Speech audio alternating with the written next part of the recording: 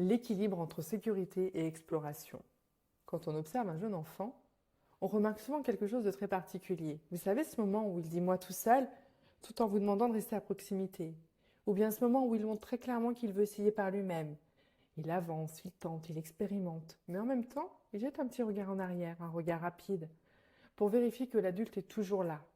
Pas forcément pour intervenir, pas forcément pour aider, mais simplement pour être présent. Pour être ce repère stable. Et cet équilibre-là est très précieux. Il nous montre quelque chose d'essentiel. Le développement du jeune enfant est une recherche permanente d'équilibre. Et peut-être que l'un des équilibres les plus importants est celui-ci, l'équilibre entre sécurité et exploration. Un enfant a besoin des deux. Sans sécurité, il n'ose pas explorer, et sans exploration, il ne peut pas grandir. Ces deux dimensions ne s'opposent pas, elles fonctionnent ensemble. La sécurité est ce qui permet l'exploration, et l'exploration renforce progressivement la confiance.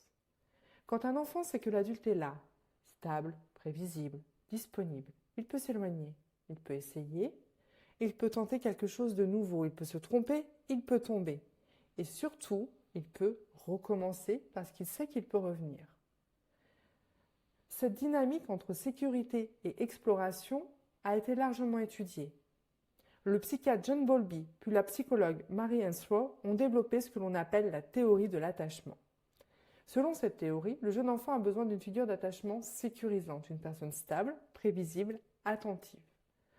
Lorsque cette figure est présente, l'enfant développe ce que les chercheurs appellent une base de sécurité.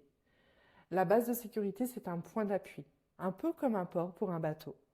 Le bateau peut partir explorer la mer, mais il sait qu'il peut revenir au port. Pour l'enfant, l'adulte joue ce rôle.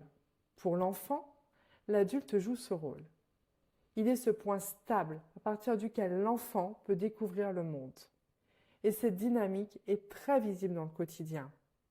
En crèche, par exemple, un enfant arrive le matin, la séparation avec son parent vient d'avoir lieu. Il reste quelques instants près de la professionnelle, il observe la pièce, il regarde les autres enfants, puis doucement il s'approche d'un panier de jeux, il manipule un objet. Et quelques minutes plus tard, il revient vers l'adulte, un petit contact, un regard, puis il repart jouer. Chez une assistante maternelle, on observe souvent la même chose. Un enfant qui commence à marcher, explore le salon, il touche les objets, il ouvre un tiroir, il s'approche d'un coin de jeu, puis il revient s'asseoir près de l'adulte. Et après quelques instants, il repart explorer. Et c'est la même dynamique avec les parents, dans un parc par exemple. Un enfant court vers un toboggan, puis il regarde derrière lui, juste pour vérifier. Est-ce que mon parent est toujours là? Et quand il voit que l'adulte est là, il repart jouer. Ces expériences sont essentielles. Elles permettent à l'enfant de réguler ses émotions et de renforcer progressivement sa confiance.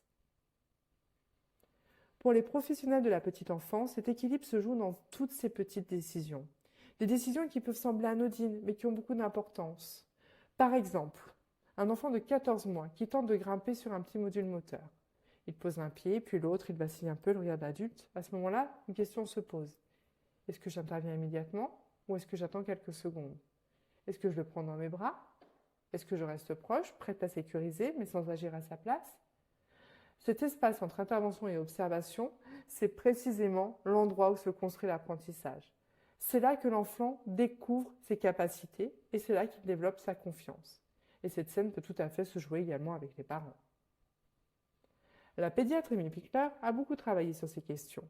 Elle a montré que lorsque l'enfant peut expérimenter librement ses mouvements, dans un environnement sécurisé et avec un adulte présent mais non intrusif, il développe une motricité plus stable et plus confiante.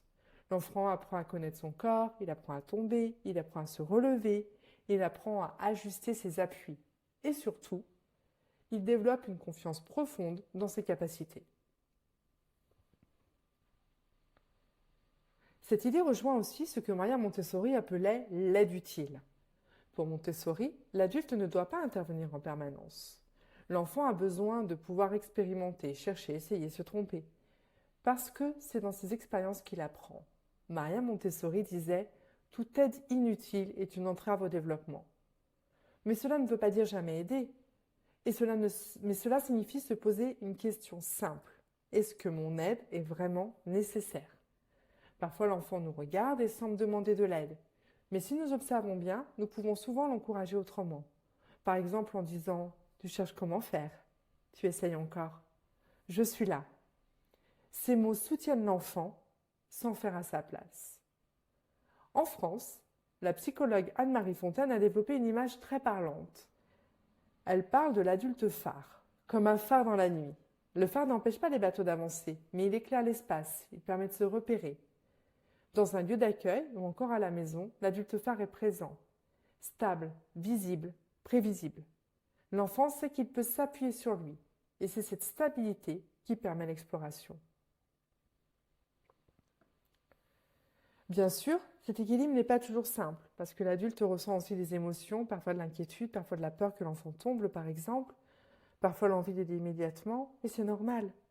Mais il est important de se rappeler une chose. Nos peurs sont souvent nos peurs d'adultes. L'enfant, lui, il est en train d'apprendre. Cela ne veut pas dire ne jamais intervenir. L'adulte doit intervenir lorsque la sécurité de l'enfant est réellement en danger, ou lorsque l'enfant demande clairement de l'aide. Mais même dans ce cas, nous pouvons parfois encourager l'enfant à essayer encore un peu.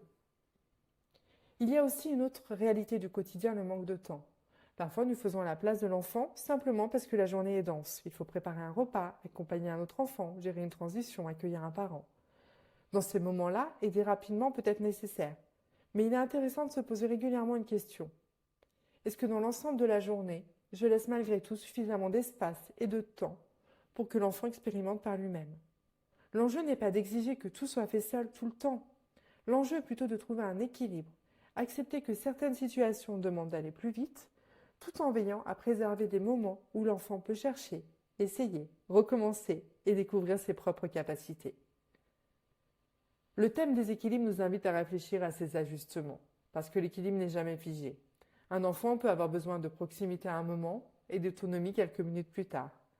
L'équilibre se construit dans l'observation, dans la relation, dans la présence, et peut-être que la question la plus importante c'est celle-ci. Est-ce que je laisse suffisamment de place à l'exploration tout en restant un repère sécurisant? Si la réponse est oui, alors l'enfant peut avancer. Il peut essayer, il peut parfois tomber, mais il sait qu'il peut revenir par l'adulte. Et c'est précisément dans ces expériences entre sécurité et exploration que l'enfant construit, peu à peu, son équilibre.